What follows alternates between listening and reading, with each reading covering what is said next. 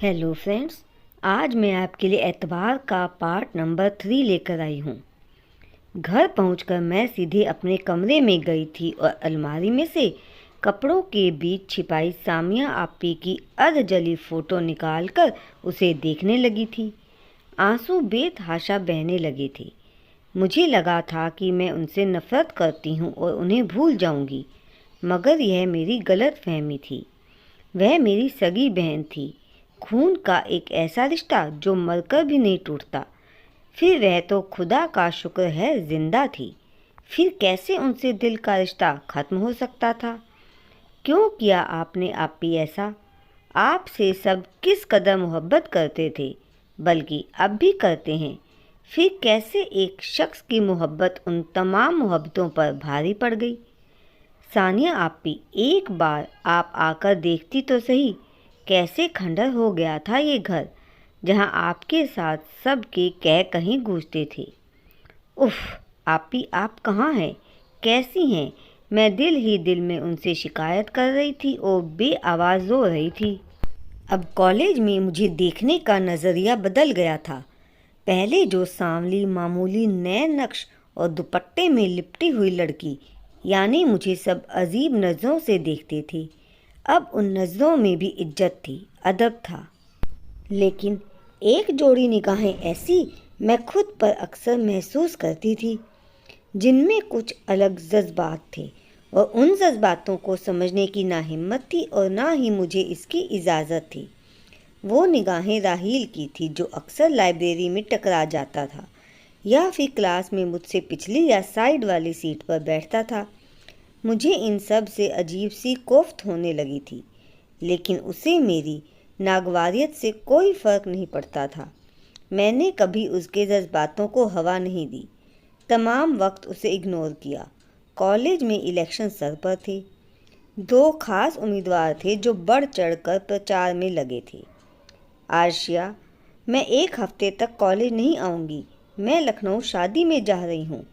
हो सकता है 1-2 दिन फालतू भी लग जाएं। सायरा ने मुझे बताया तो मैं परेशान हो गई। आज भी अकेले कॉलेज में मुझे हिचकिचाहट होती थी। खैर, उसे तो जाना ही था और मैं भी इतनी लंबी छुट्टी तो नहीं कर सकती थी। इसलिए अगले दिन से अकेले ही नज़र आने लगी सबको। राहील ने कई मरतबा मुझसे मेल जोल बढ़ाने की कोशिश की, दोस्ती की पेशकश रखी, मगर मेरे सर्द रवैये ने उसे आगे न बढ़ने दिया। उस दिन मैं क्लास से निकलकर लाइब्रेरी की तरफ जा रही थी कि अचानक भगदड़ मच गई। मैं हैरत से यह तमाम सूरत हाल देख रही थी। मुझे समझ नहीं आ रहा था कि किधर जाऊं। तभी मुझे एक तेज धक्का लगा और मैं कॉरिडोर से नीचे जाती सीढ़ियों पर लुढ़कती चली गई। मेरे माथे पर चोट लग गई थी, जिससे खून बहने लगा था और हाथ पैरों पर भी खरोंच आ गई थी। मैं बमुश्किल खड़ी हो पाई। मेरा सर चकरा गया था। इससे पहले कि मैं कुछ समझ पाती, किसी ने मुझे तेजी से पिलर के पीछे खींच लिया था और दूसरे हाथ से मेरा मुंह दबा दिया। मेरे दिमाग में उस एक पल में जाने कितने सुने अनसुने हादसे से घूम गए थे। आंखें भर आई। वो जो कोई भी था मुझे ऐसे ही पकड़े हुए पीछे बने स्टोर रूम में ले गया और तब उसने मुझे आज़ाद किया। ये क्या हरकत है राहील? मुझे इस तरह छूने की तुम्हारी हिम्मत भी कैसे हुई? और ये दरवाज़ा क्यों बंद कर रहे हो? खोलो इसे। गम और गुस्से से मेरी आवाज़ भर्रा गई थी। राहील ने दरवाजे की कुंडी लगा दी थी और मेरा दिल खौफ से कांप उठा था। वह मेरी तरफ मुड़ा। Arshi, please listen to me, don't take it wrong. बाहर दोनों उम्मीदवारों में झगड़ा हो गया है।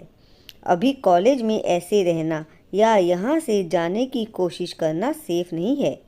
जब तक हंगामा ठंडा नहीं हो जाता या पुलिस नहीं आ जाती, तब तक प्लीज़ यहीं रहो और चुप रहो, उसने बगैर मुझे देखते हुए कहा। उसकी बात को मान लेने के अलावा चारा नहीं था अभी। उसके इस तरह देखने ने मुझे परेशान कर दिया था। खुद पर ध्यान दिया तो वजह समझ में आई। मेरा न केवल दुपट्टा गले में झूल रहा था, बल्कि बाल भी खुलकर बिखर गए थे। मैंने जल्दी से बालों को समेटा और दुपट्टा वापस से सर पर रखने लगी। अर्शी, तुम्हें काफ़ी चोट लगी है, दुपट्टा वहाँ मत रखो, उसने कहा और मेरे करीब आ गया। मेरी आंखें हैरत और डर की वजह से फैल गई। मैं उसे ही देख रही थी।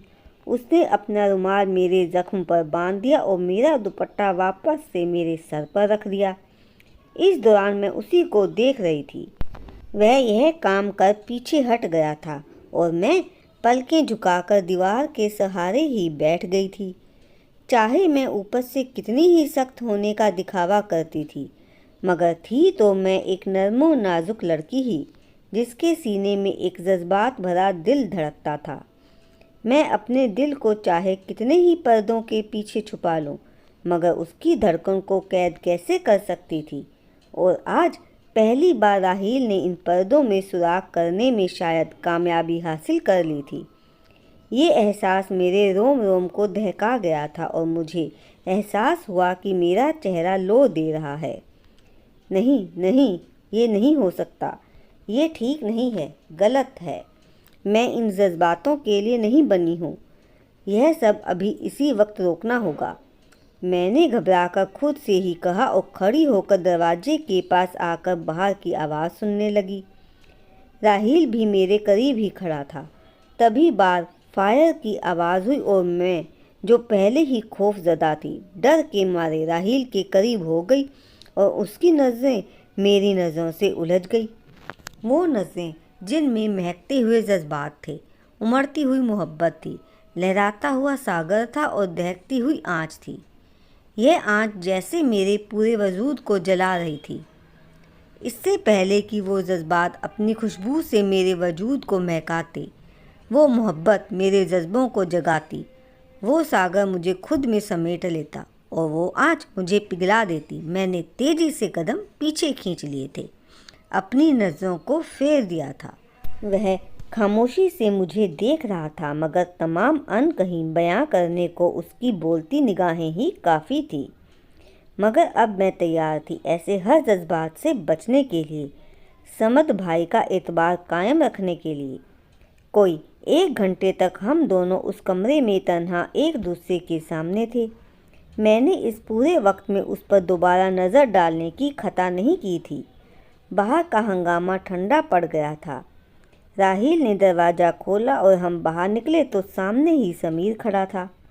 उसकी निगाहों में हैरत के साथ कुछ और भी था और वो कुछ मुझे सर से पैर तक कंपा गया था। बहरहाल मैं किसी तरह तेज़ी से कॉलेज से निकली और बस का इंतज़ार ना करके ऑटो से घर के लिए चल दी।